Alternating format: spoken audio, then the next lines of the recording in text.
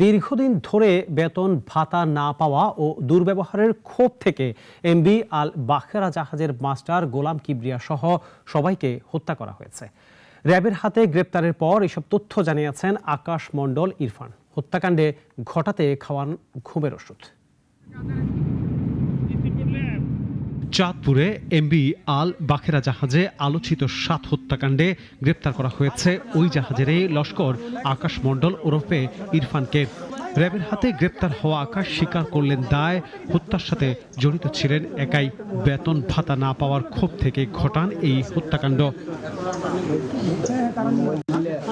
দুপুরে কুমিল্লা নগরের শাকতলা এলাকায় র্যাব 11 এর সিপিসি 2 কুমিল্লা কার্যালয়ে সংবাদ সম্মেলন হয় এই বিষয়ে। সেখানে এসব তথ্য জানান র্যাব 11 এর উপ অধিনায়ক মেজর মোহাম্মদ সাকিব হোসেন। আসামির 2টি মোবাইল ফোন র্যাবের ভাষ্য, নিয়মিত বেতন ভাতা ও ছুটি না পাওয়ার জেরে এমভি আল বাখেরা জাহাজের মাস্টারের প্রতি ক্ষিপ্ত ছিলেন গ্রেপ্তারকৃত আকাশ। ঘটনার সময় খাবারের সঙ্গে ঘুমের ওষুধ খাইয়ে প্রথমে মাস্টারকে হত্যা করেন তিনি।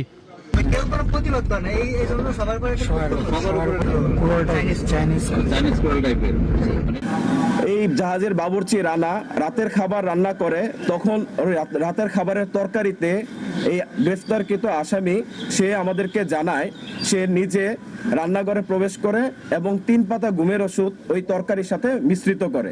অন্যরা জীবিত থাকলে সহজে ধরা পড়ে যাবেন এটি ভেবেই তখন জাহাজে থাকা বাকি সবাইকে হত্যার পরিকল্পনা করেন তিনি। তার মূলত ক্ষোভ ছিল জাহাজের মাস্টারের ওপর, বা জাহাজের মাস্টারকে ডেট করার পর তার কাছে মনে হয় যে এই জাহাজে বাকি যে সদস্যরা আছে সে যদি এখন এখান থেকে পলায়ন করে তাহলে বাকি সদস্যদের দেওয়া তথ্য অনুযায়ী তাকে গ্রেফতার করা হবে। আইন শৃঙ্খলা বাহিনীর গ্রেফতার এড়াতে গ্রেফতারকৃত আকাশ ওরফে ইরফান বাকি সদস্যদের ক্রমান্বয়ে কুপিয়ে হত্যা করে। গেল 22 ডিসেম্বর সকালে মোট 9 জন জাহাজে 720 টন ইউরিয়া সার নিয়ে চট্টগ্রাম থেকে সিরাজগঞ্জের বাঘাবাড়ির উদ্দেশ্যে রওনা দেন। সেখানে ঘটান হত্যাকাণ্ড। সোমবার ভোর 5:30টার দিকে সব জাহাজ তাদের গন্তব্যের উদ্দেশ্যে ছেড়ে গেলে আকাশ নিজে জাহাজ চালাতে থাকেন।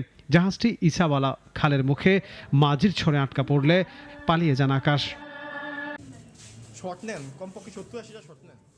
আনোয়ার হোসেন, নাগরিক, Dhaka. Double million offer Walton fridge কিনে পেতে পারেন 20 লক্ষ টাকা। রয়েছে কোটি কোটি টাকার নিশ্চিত উপহার।